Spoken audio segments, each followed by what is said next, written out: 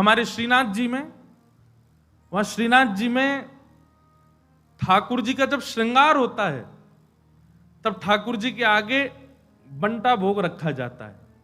बहुत ध्यान से सुनना, बंटा भोग में प्रधान रूप से बहुत सारी चीज होती है, उसमें मिश्री होती है। वो मिश्री कैसी, हमारी आपकी जैसी हम खाते वैसी नहीं, मिश्री होगी गेंद जैसी बिल्कुल, वो बनाई जाती है स्पेशल नाथद्वारा में। बोले कायकू, बोले लाला अवई जो सेवा है रही है, ये 3.5-4 वर्ष के ठाकुर जी हैं, 2-4 ही दांत निकले हैं, मसूड़े इनमें खुजली हो गए ठाकुर जी के, सो क्या करें। बोले मिश्री ऐसी है, वहां को लेके खुजा लें अपने यहां पे। और श्रृंगार के समय भोग क्यों रखा जाता है? बोले कि लाला माने ना है, यशोदा मैया श्रृंगार करें, कभी इतकू भाग जाए कभी उतकू भाग जाए, तो मैया सामने लाके सुंदर सुंदर आकृति की मिश्री बनाती है मैया।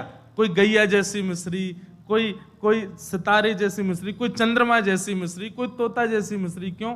लाला को खिलौना बन जाए और पेट भी भर जाए। और यही में व्यस्त रहे, सो मैया जल्दी जल्दी श्रृंगार कर दे लाला को। हमने कथाओं में बताया, कभी आपके ठाकुर जी यदि श्रृंगार बहुत ज्यादा गेड़ते हों, तुरंत सामने भोग पधरा करके फिर श्रृंगार करो, नहीं गिरेंगे, पक्का है। और तब भी गेड़ दें तो समझ जाइयो आप ते नाराज हैं, कोई और मांग कर रहे हैं, वो मांग पूरी करो। और जिनके ठाकुर जी श्रृंगार नहीं गे रहे हैं, जिनके ठाकुर जी कछु हरकतें ही नहीं कर रहे हैं, सोचो ठाकुर जी बहुत ही ज्यादा नाराज हैं। हरकत कर रहे हैं तो इतना मान लो कि हाँ कम से कम चाह तो रहे हैं कि हम सुधार करें। कभी श्रृंगार नहीं गिरते, कभी उछलते नहीं, कभी कूदते नहीं अपने सिंहासन से, कभी हाथ से फिसलते नहीं, समझो लाल जी बहुत ज्यादा ही नाराज है, बड़े व्यवस्थित रहते हैं।